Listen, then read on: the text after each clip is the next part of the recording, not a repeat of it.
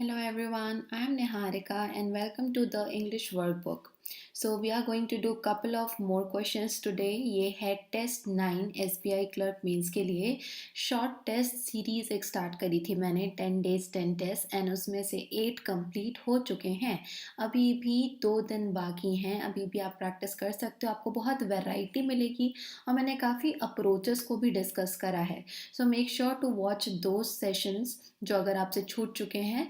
And आप channel पर अगर फर्स्ट टाइम आए हैं so I make content over here जो कि कॉम्पिटिटिव एग्जाम इंग्लिश और स्पोकन इंग्लिश से रिलेटेड है. मेक श्योर कि आप सब्सक्राइब करें, hit on that bell icon ताकि आपको अपडेट्स मिलती रहे and do like and share the video. Okay साथ ही साथ अगर आप मेरी अनअकैडमी की प्रोफाइल चेक करना चाहते हैं जहाँ पर मेरे बहुत सारे फ्री कोर्सेज, स्पेशल क्लासेस जो फ्री होती हैं और प्लस कोर्सेज हैं जो कि अनअकैडमी के सब्सक्रिप्शन के बाद मिलते हैं. For that link is in the description box below. Do check it out. आपको वहाँ से भी बहुत हेल्पफुल कोर्सेज और सेशंस मिल जाएंगे. सो आज वापस से दो पार्ट्स में हैं. पहले पार्ट में हम ऑड वन आउट कर रहे हैं. ओके सो जो पहले सेट में कुछ क्वेश्चंस हैं ऑड वन आउट के क्वेश्चंस हैं जिसमें आपको केवल ये बताना है कि ऑड कौन सा है. ओके मैंने सोल्यूशन में बाकी का रीअरेंजमेंट भी दिया हुआ है. Like here you can see कि कुछ क्वेश्चंस हैं. Okay like A B C D E इसमें से कौन सा ऑड है और बाकी का रीअरेंजमेंट मैंने दिया हुआ है to give you better understanding. लेकिन कभी कभी क्वेश्चन केवल इतना आता है कि इनमें से ऑड कौन सा है वो निकालिए. So start doing it. For every question I will give you around 1.5 minute. काफ़ी पढ़ना होता है.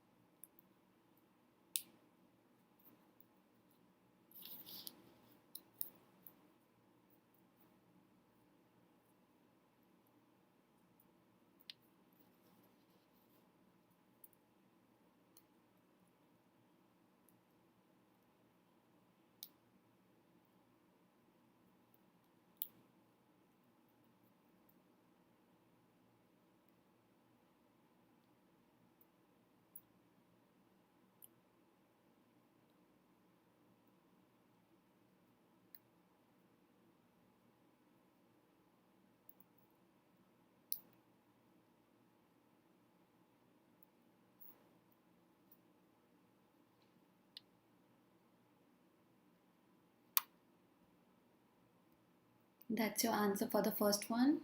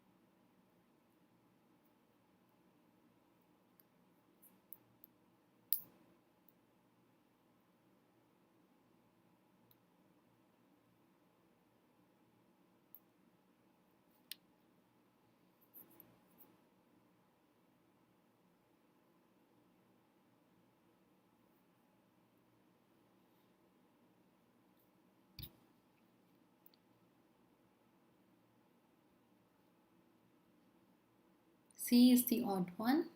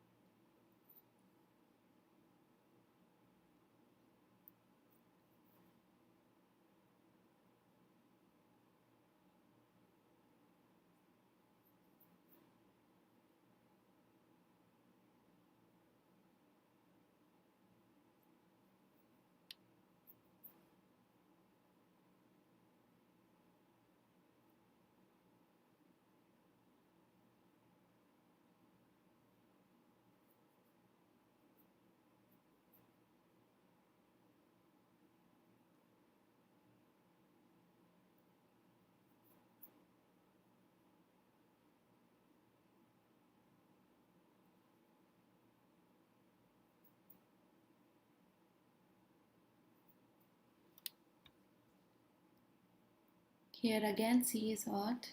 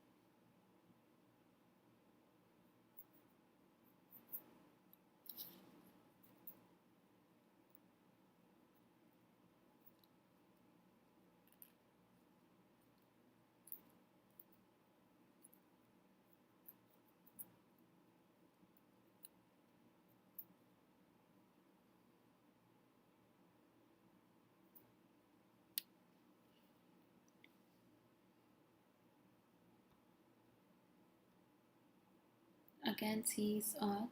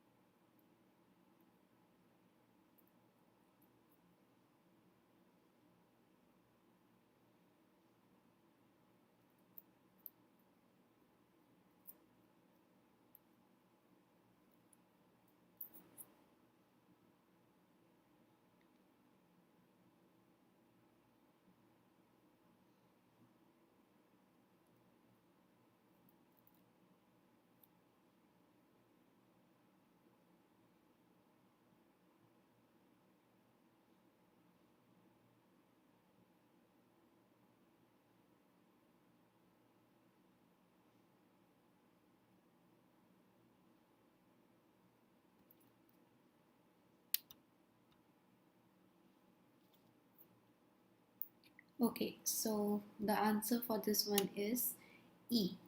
नाउ आई टेल यू कि इसमें आपको करना क्या चाहिए, क्योंकि ये जो क्वेश्चंस हैं एक क्वेश्चन एक ही नंबर का ये आएगा या maybe more than that, but then एक क्वेश्चन के बाद पूरा क्वेश्चन बदल जाता है.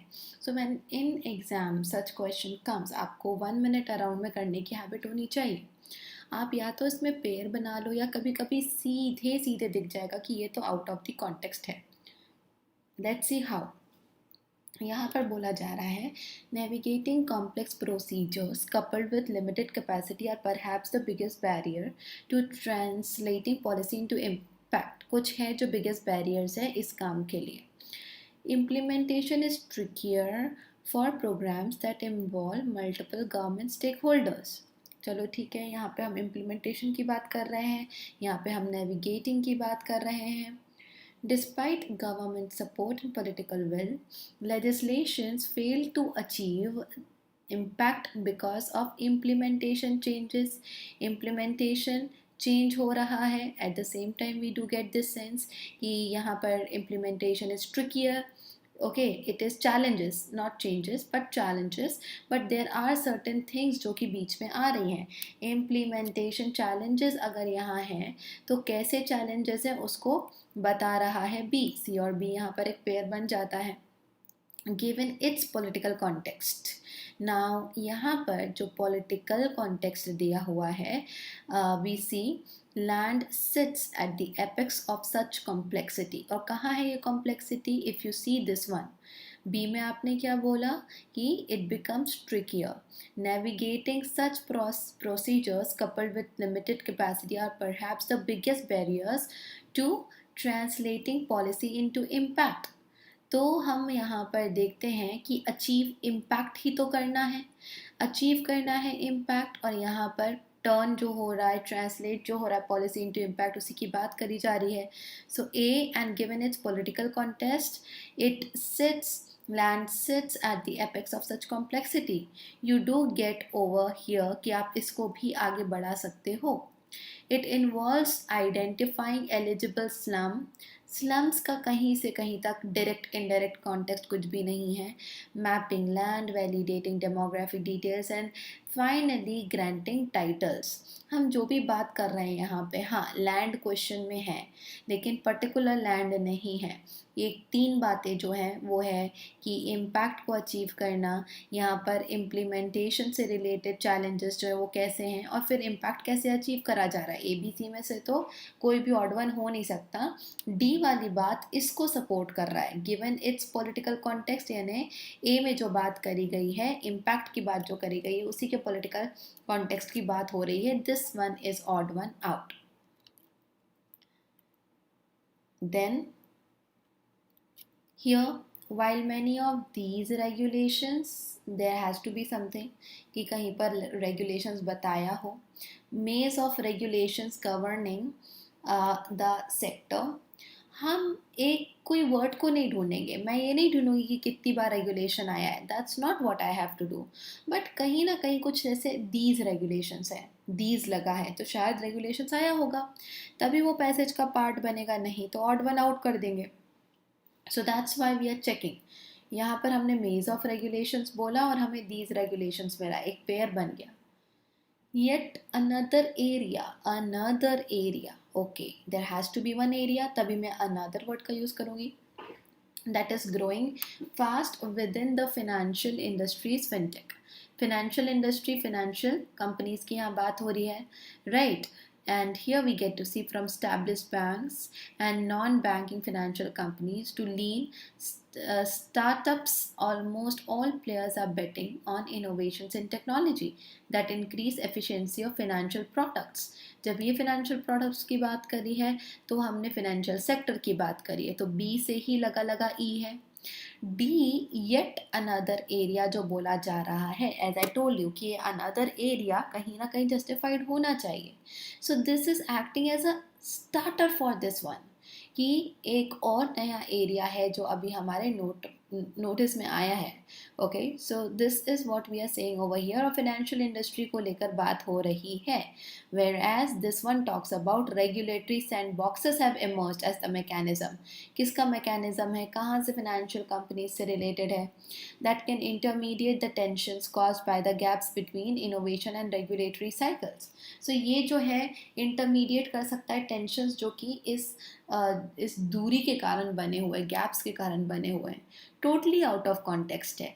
इनफैक्ट ये जो येट अनदर एरिया है, ये बहुत कम केसेस में होता है, पैराजम्बल में बहुत कम केसेस में होता है कि फर्स्ट में आएगा येट, बट यस कभी कभी बहुत इम्पैक्ट डालने के लिए इस प्रकार से बोला जाता है कि एक बार देखो वापस हो गया, एक बार और ऐसा हुआ, फिर से ऐसा देखने को मिला, और इन सब के बावजूद ऐसा हो गया। So that kind of flow we are getting, and that's why D is there right in the beginning. Anyways आपको अरेंजमेंट नहीं करना था, आप केवल इस बेस पर और निकाल सकते हो कि ये सभी फाइनेंशियल कंपनीज, इंडस्ट्री कैसे ग्रो करना है, रेगुलेशंस का क्या है। ये जो है रेगुलेटरी सैंड बॉक्सेस की बात कर रहा है, जो कि थोड़ा सा ऑफ बीट है, बाकी चारों के साथ नहीं जा रहा। Then this potentially increases cost of borrowings. There has to be something जिसको मैं ये this बोलूँ, और वो क्या कर रहा है, इंक्रीज कर रहा है cost of borrowings. Although different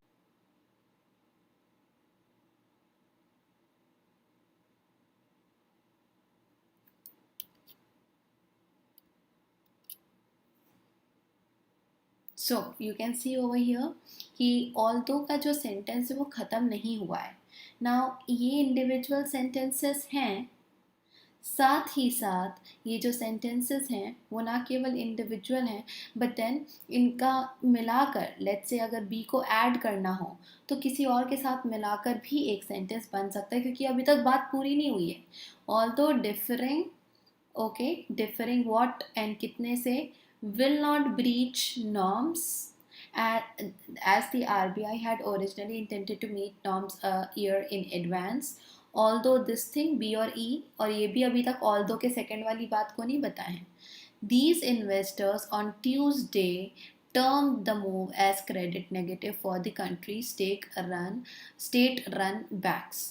so B E although के साथ में लगा हुआ आपका पहला क्लॉज है, और ये ऑल्दो को जो पूरा कर रहा है, ऑल्दो डिफरिंग ये है, it will not breach international norms as RBI had originally intended to meet. यहाँ पर फिर भी कुछ उल्टा हो रहा है कि ये जो सर्विस है it termed, that's what we are saying. ये जो उन्होंने टर्म करा है the move as credit negative for the country state run banks, यही पोटेंशियल रखता है increases the cost of borrowings for Indian banks, क्योंकि हम स्टेट रन बैंक्स की बात कर रहे हैं यहाँ पर, and in the countries state run banks की बात कर रहे हैं, और फिर हम यहाँ पे इंडियन बैंक्स की बात कर रहे हैं। Definitely it will go together. The regulator is best placed to decide how much capital buffers banks should maintain. Regulator कौन, यहाँ पे regulator की बात हो ही नहीं है। Then how much capital buffers banks should maintain. Capital buffer कितना होना चाहिए, हम उनकी functioning की बात कर रहे हैं, तो capital buffer के बारे में नहीं मिल रहा है। Regulator is the best place to decide and maintenance की बात भी नहीं हो रही है। तो सी सभी तरीके से मल्टीपल पॉइंट्स पर अलग अलग जा रहा है, and that's why it's wrong. Now this one, less attention has been lavished on economic impact of the conflagration. There was excess demand. This is about demand.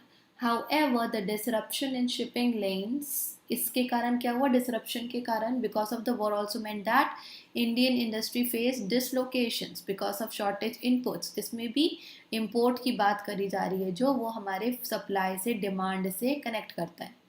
Economic historian has explained his work how the British engagement in World War I had a complicated impact on India. यहीं से तो शुरुआत होगी। सबसे पहले बता रहे हैं कि एक बहुत बड़ा इम्पैक्ट पड़ा, और किस में पड़ा, हमारे इंपोर्ट्स में पड़ा। There was a sharp increase in demand यहाँ पर बढ़ गई थी इंडियन गुड्स की। इसके बाद में फिर भी, क्योंकि डिमांड बढ़ गई तो अच्छी बात होना चाहिए, लेकिन फिर भी डिसरप्शन हुआ शिपिंग को लेकर। there was excess demand as well as supply bottlenecks. That means supply bottlenecks मतलब डिमांड तो बढ़ गई थी लेकिन सप्लाई में काफ़ी ज़्यादा चैलेंजेस फेस करने पड़ रहे थे. सो वही सप्लाई डिमांड वाली बातें सारे बता रहे हैं. Less attention has been lavished, has been, there was, ऐसा था वर्ल्ड वॉर 1 के टाइम पे, द वॉर के टाइम पे. तो ये तो अभी की बात बता रहा है. टेंस के बेस पर भी काफ़ी ही ज़्यादा अलग हो गया बाकी 4 सेंटेंस के मुकाबले. So that's why C odd one था. And then this one, media organisations have always been the gatekeepers of content. तो ये लोग क्या रहे हैं वो बताया जा रहा है. Regulated by codes of ethical conduct. Okay, fake content, इनके कंटेंट के बारे में बताया जा रहा है. Most media organizations have safeguards in place that ensure the veracity of content. जो content वो बांटते हैं उस कितना authentic है. Okay, this is why there was a typo, sorry for that. This is why even though it has for some time been possible to doctor images, मतलब copy गलत करना, fake images banana with impunity, thanks to cascade of information, we no longer have the bandwidth to verify the news we receive. क्या हो रहा है ना students, बात चल रही है यहाँ पे कंटेंट को लेकर चल रही है. हम किसी न्यूज़ की ऑथेंटिसिटी के बारे में नहीं, हम कंटेंट जो है वो कैसे किसके अकॉर्डिंग होना चाहिए, एथिकल होना चाहिए. देखिए यहाँ पर बोला जा रहा है कि most media organisations have safeguards in place. This is why even though it has for some time been possible to doctor images, इसी के कारण ऐसा भी हो रहा है. Thanks to the cascade of information, जो इंफॉर्मेशन का पूरा बहाव बड़ा सा आ रहा है. We no longer have the bandwidth to verify, मतलब ये बता रहा है इतनी ज़्यादा मात्रा में इंफॉर्मेशन है कि वेरीफाई करने का टाइम नहीं है. That is out of the box, क्योंकि हम कंटेंट की क्वालिटी पर, ऑथेंटिसिटी पर नहीं, हम क्वालिटी की बात कर रहे हैं. यहाँ पे डॉक्टर करने की बात करी गई है, नो डाउट करी गई है, बट यहाँ दूसरी बातें जो करी गई हैं एथिकल कंडक्ट की, कंटेंट को लेकर, फेक कंटेंट को लेकर, उनको भेजना, उनको आसपास सबके पास स्प्रेड करना, उसको लेकर करी गई है. तो हम यहाँ थैंक्स टू समथिंग बोलकर आगे बात नहीं बढ़ा सकते. अदरवाइज मुझे कैस्केड ऑफ इंफॉर्मेशन को भी कहीं ना कहीं समझाना होता, अगर इसको मुझे ऐसे ही रिलेट करना था.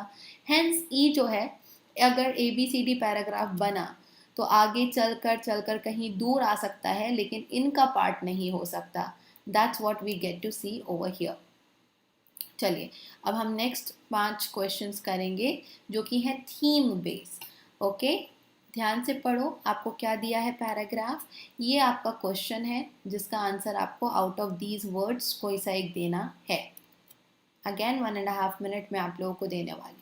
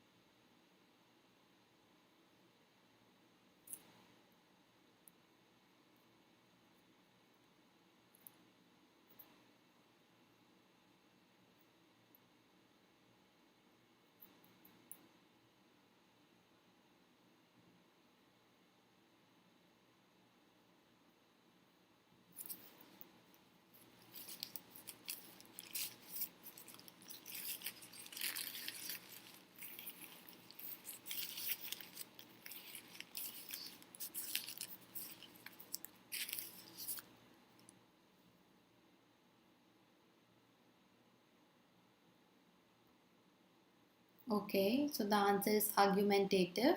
मैं एक साथ सारे समझाऊंगी, आप लोग यहाँ करते जाओ. 1.5 मिनट की आप क्वेश्चन पढ़ो, समझो एंड फाइनल आंसर डिसाइड करो.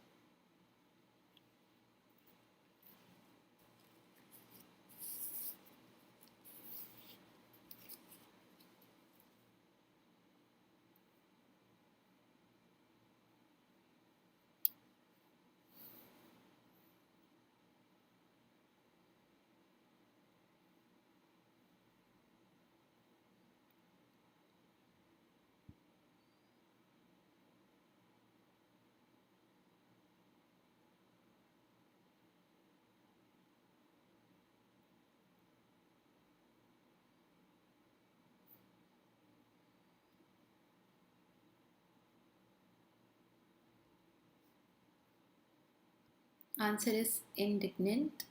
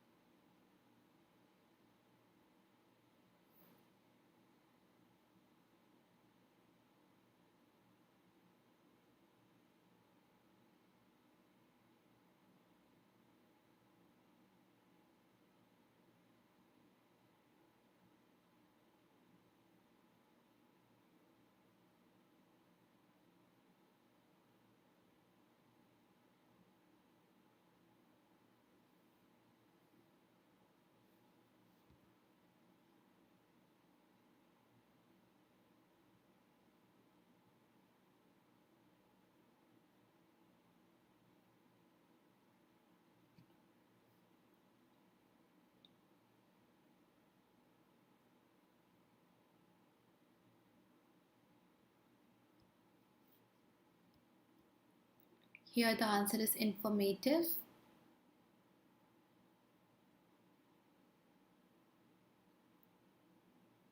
After this one more question and then I'll explain you सारे ही words का meaning क्या होता है, so that if it comes in your exam you know किसका meaning क्या है.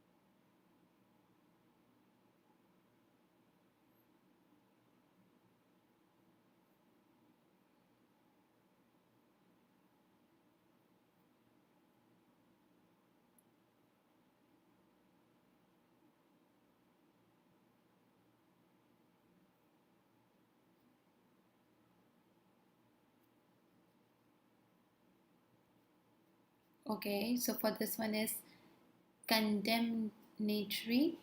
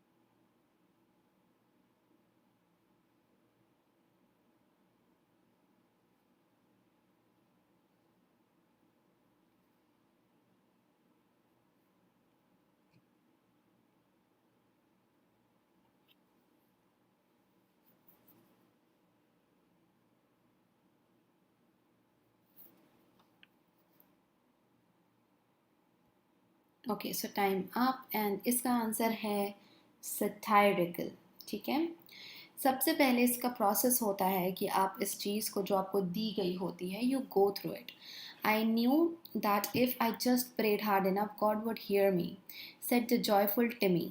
ठीक है, surrounded by stuffed animals sent by well wishing Christians from around the globe. And as he sat in the wheelchair, यहाँ पे क्या हो रहा है, लोगों ने उसको बहुत सारे स्टफ्ड एनिमल्स भेजे हैं और वो बोलता है I knew that if I just pray, अब मुझे पता है कि अगर मैंने और थोड़ा हार्ड प्रे करा होता तो गॉड मुझे सुन लेते थे। And he is the one जो कि व्हील चेयर में है। Okay, then he is confined for the rest of his life. And now my prayer has been answered. I have not been this happy since before the accident, when I could walk and play with the other children like a normal boy. Attitude author का क्या है, satire है। Okay, अगर बच्चा बोल रहा है कि मैं और ज़्यादा प्रे कर लेता, प्रॉबेबली यहाँ पे जो उसको स्टफ्ड एनिमल्स, उसके टॉयज़ आए, उसने प्रे करा होगा कि मुझे एज अ गिफ्ट ये चाहिए, और well wishing Christians around him उन्होंने उसे वो टॉयज़ भेजे। तो अब वो थोड़ा सा सटायर के रूप में बोल रहा है। ओके, लाइक क्रिटिकल होकर, सरकास्टिक होकर बोल रहा है, इससे अच्छा तो मैं यही गॉड से प्रे कर लेता और गॉड मेरे लिए सुन लेते, क्योंकि मैं I haven't been this happy, मैं इतना खुश तो रहा नहीं since before the accident, accident के पहले जब मैं खेल पाता था, कूद पाता था। तो उसका कहने का मतलब ये हुआ कि एनिमल्स जो हैं, टॉयज़ जो हैं, इतने सारे होकर भी क्या फ़ायदा। उसकी एक्चुअल विश तो ये हो सकती थी, या वो ये चाहता था कि वो पहले जैसा ठीक हो जाए, लेकिन उसका कहना क्या है, all this thing if I prayed hard enough God would hear me. So वो वाली चीज़ जो है वो सटायर बना रही है। कोई भी चीज़ जो एग्जूबरेंट होती है वो बहुत ही ज़्यादा चीयरफुलनेस से भरी हुई होती है, ग्लूमी बहुत ज़्यादा डिप्रेसिंग होती है, डीमीनिंग बहुत ज़्यादा डिसरेस्पेक्टफुल तरीके से कुछ कहा गया है, एंड एम्फेटेटिक मतलब किसी को समझ रहे हैं, अंडरस्टैंडिंग के साथ में सामने वाले का दुख समझते हुए ऑथर लिख रहा है। So these are the other attitudes जो हमें दिखते हैं और वहाँ पे उन लाइनों में नहीं दिखते। Now this one, the corporate school management exercise, अब यहाँ पे क्या हो रहा है, स्कूल मैनेजमेंट है, exercise considerable influence at the very top level of government. इन्होंने अच्छे से एक्सरसाइज करा है जो भी इन्फ्लुएंस है। They were reported to contribute funds during elections, पता चला इलेक्शंस में भी उन्होंने कंट्रीब्यूट करा है। Some had begun political careers themselves, खुद का भी पॉलिटिकल करियर शुरू कर लिया है कहाँ के, स्कूल मैनेजमेंट के। ठीक है, officials described several instances of political pressure to prevent action against corporate schools। Officials ने कई बार बताया कि जो कॉरपोरेट स्कूल्स हैं उनके प्रति कोई एक्शन लेने के लिए जब ऐसा होता था तो इनके ऊपर काफ़ी ज़्यादा प्रेशर बनाया जाता था, और वो प्रेशर कहाँ से होता था, पॉलिटिकल प्रेशर होता था, पॉलिटिकल पार्टीज़ की तरफ से होता था। Not surprisingly little effort had been made to inform people about the problems. ये जो प्रॉब्लम्स हैं लोगों तक पहुंची नहीं है। दिस नेस्टी टेल, देखो इसके यूज़ जो इसने वर्ड्स करे हैं, this nasty tale of state collusion, collusion का मतलब मिली भगत, with uncaring profit makers remains hidden as the faces of successful entrants of IITs stare at us from newspaper advertisements every year। ये उनको condemn कर रहा है, उनकी ताड़ना दे रहा है। ही is not happy, he is not in the favour की पॉलिटिकल प्रेशर या पॉलिटिकल पार्टी का कोई भी इन्फ्लुएंस हो। कॉरपोरेट स्कूल्स आईआईटीज़ वगैरह पढ़ने के लिए हैं, वहाँ पे पॉलिटिक्स नहीं आनी चाहिए। एंड ये नेस्टी टेल जो उसने यूज़ करा है, कल्यूजन वर्ड यूज़ करा है, काफ़ी ज़्यादा सामने वालों को या जो काम कर रहे हैं या जो उसकी रीडर्स हैं पढ़ने से लग रहा है यहाँ पर, और उसने उसी टोन में लिखा है that he is not in the favour, और वो काफ़ी ज़्यादा क्रिटिसाइज़ कर रहा है इस प्रकार के सिस्टम को। सो क्यूरियस का मतलब होता है बहुत ही ज़्यादा curious, as in the person would want to know something, inquisitive। Speculative का मीनिंग होता है when the person या ऑथर हमारा इस प्रकार से एंगेज करेगा, इस प्रकार से एक्सप्रेस करेगा जो कि उसकी एक अनुमान है। ओके, कंजक्चर है, it's not the knowledge but the conjecture, speculation, अंदाज़ा लगाएगा। लाउडेटरी मतलब बहुत ज़्यादा प्रशंसा के योग, एंड ऑस्ट्रक मतलब फुल ऑफ अमेजमेंट। तो यहाँ पे वो चौकन्ना नहीं है, भौचक्का नहीं है, क्यूरोसिटी नहीं है, और कुछ ऐसा भी नहीं बोल रहा जिससे स्पेक्यूलेशन वाली भावना है, लेकिन कंडेमनेटरी ज़रूर है क्योंकि वो बुरा बोल रहा है और इस तरह से काफ़ी ज़्यादा क्रिटिसाइज़ कर रहा है कि ये जो पॉलिटिक्स और एजुकेशन का मिक्सचर है वो हमें नहीं चाहिए है। Then moving on to the next one, तो यहाँ पर हमें मिल रहा है okay, just a second students, yes, The Bengal famine of 1943 was one of the most devastating famines. बहुत ही ज़्यादा devastating famines था, one of the history में ये था, ठीक है। That hit Bengal. It was a major famine जितने इतने लोग मरे थे। The deaths were predominantly caused due to starvation and diseases, और ये सारा नाम है। ओके, यहाँ पर काफ़ी ज़्यादा ग्लूमी था, ठीक है, लेकिन ग्लूमी वर्ड हमें दिया नहीं गया है, एक बुरे इंसिडेंट के बारे में बता रहा है, इतना हुआ, कब हुआ, कैसे हुआ, है ना। तो सिंपल इन्फॉर्म करा जा रहा है। आउट ऑफ दीज वर्ड्स अगर सटायरिकल होता तो क्रिटिकल होता, सरकास्टिक होता, जैसे वो पहला वाला था। इनक्रेडुलस का मतलब होता है जब ऑथर जो है किसी चीज़ पर विश्वास नहीं करना चाह रहा है, वो उस चीज़ के अगेंस्ट ही बोल रहा है, आंखें बंद कर ले रहा है सच्चाई की तरफ से, that is incredulous. He is not in the favour, ये he is not in the support. Imploring का मतलब होता है बहुत ही ज़्यादा रिक्वेस्ट करने वाला, नहीं ऐसा ही करो, बहुत बेगिंग वाली सिचुएशन जो आ जाती है, ऑथर उस तरीके से बात करेगा तो ये उसका एटीट्यूड होगा। एंड गलेबल का मतलब होता है कि नया नया है, अभी बहुत ज़्यादा गहराई की बातें नहीं लिखेगा, काफ़ी चाइल्ड लाइक शायद आपको उसका कंटेंट मिले। लेकिन यहाँ पर तो काफ़ी रिसर्च बेस लग रहा है, फेमाइन था, कब था, कौन से टाइम में था, किसके प्रोविंस में था, कितने लोगों ने सफ़र किया, क्या क्या से सफ़र करा, information information information, and that's what you get over here. Then some news channels are playing COVID-19 news repeatedly in an effort to make people forget about the incidents of Delhi. So यहाँ पे सबसे पहले allegation है ना कि कोविड-19 का news इतनी बार है ताकि दिल्ली वाले इंसिडेंट्स लोग भूल जाएं। Yes, certainly it is a disease and the entire world is concerned about it, but do not make people panicky. लेकिन यहाँ पर आप लोगों को और ज़्यादा घबरा ना दें। We don't want a single person to be infected, हम नहीं चाहते एक भी पर्सन जो है वो इन्फेक्टेड हो, but do remember all those who died in Delhi riots did not die of corona, dengue and other things. So हम यहाँ पे क्या देख रहे हैं कि ये ऑथर बोल रहा है लेकिन उनको याद करो जो दिल्ली राइट्स में मरे, उनका तो ये किसी भी डिजीज़ से कोई लेना देना नहीं था। सो यहाँ पे जो हमारा ऑथर है उसका स्टाइल, उसका जो तरीका है, इट्स समथिंग जो गुस्सा दिखा रहा है, इंडिग्नेंट जो होता है, नाराज़गी दिखाएगा। The author will sound very upset, very annoyed, in anger, कि ये कैसे, ये क्या चल रहा है। वही यहाँ पर हो रहा है कि न्यूज़ चैनल वालों को बोल रहा है सीधा सीधा कि क्या है, आप इतनी बार न्यूज़ दिखा रहे हो इस चक्कर में कि दिल्ली वाले इंसिडेंट को लोग भूल ही जाएं।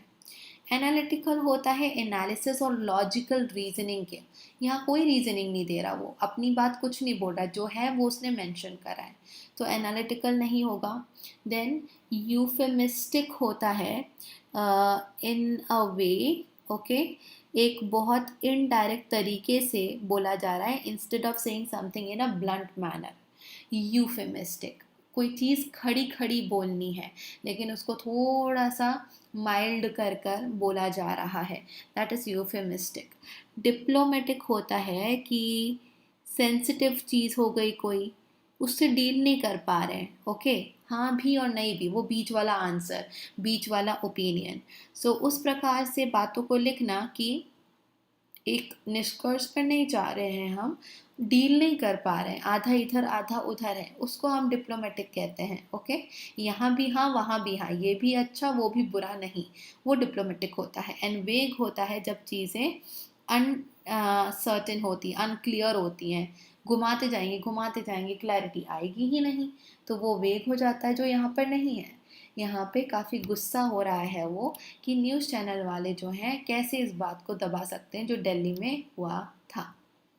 And this one now, the government may be unhappy with the UN rights bodies overreach, but it will have to be underscored that CAA's flawed structure and aggressive manner in which it was initially linked with a post-implementation exercise, okay, have contributed to the present situation. तो present situation किसके कारण है?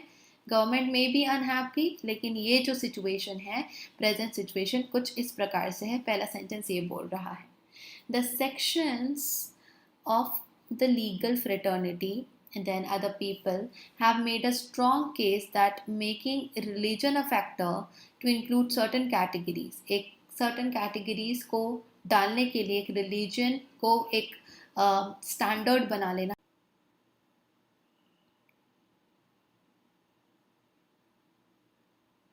यहाँ पर हम देखते हैं कि किस प्रकार से ये author, he is in an argument, वो एक आर्ग्यूमेंट में है।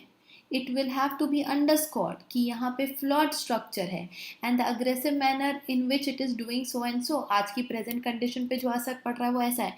So he is taking a stand, he is justifying, वो जस्टिफाई कर रहा है। कैसे? देखो आगे भी उसने बोला है कि ये जो सेक्शंस हैं that making religion a factor, this whole thing is violative, अपनी ओपिनियन दे रहा है, एक आर्ग्यूमेंट में है कि ये सही है ये गलत है, वो आर्ग्यूमेंट को आर्ग्यूमेंटेटिव बोला जा रहा है। क्रिटिकल का मतलब होता है एक डिसअप्रूव करना, सामने वाले की बात के प्रति क्रिटिकल अगर होगा ऑथर, तो ऑथर एक बात को डिसअप्रूव करेगा, जज करेगा, वो बोलेगा नहीं ऐसा करना तो सही नहीं था। पर ये तो यहाँ पर अलग ही बात बोल रहा है, ये यहाँ पर आर्ग्यूमेंट करते हुए अपनी बात को सही ठहरा रहा है। That's why it's argumentative. Apologetic होता है एक्सप्रेसिंग रिग्रेटफुलनेस, आप किसी बात को अब लेकर अफसोस जताते हो तब ये अपोलोजेटिक का यूज़ होता है। सो अगर अफसोस जताएगा, बुरा हुआ, ऐसा नहीं होना चाहिए था, हमारी गलती है, ये सारी बातें इसमें आएंगी। डॉगमेटिक होता है जहाँ पर बहुत स्ट्रॉन्ग तरीके से बोला जाता है किसी चीज़ों को, ओपिनियंस को, जो कि ऐसे कि जैसे वो फैक्ट्स हो, ओपिनियन है लेकिन इतना स्ट्रांगली बोलेंगे जैसे कि वही सच है, उसके अलावा तो सब झूठ है। So that is dogmatic. And incendiary का मतलब होता है लोगों को पुश करना, किस तरफ, या तो नेगेटिव या तो पॉजिटिव, किसी भी एक तरफ लोगों को कंपेल करना। उस केस में, कंपेल करने के केस में जब हम बात करेंगे तब हम इंसेंडियरी की बात कर सकते हैं।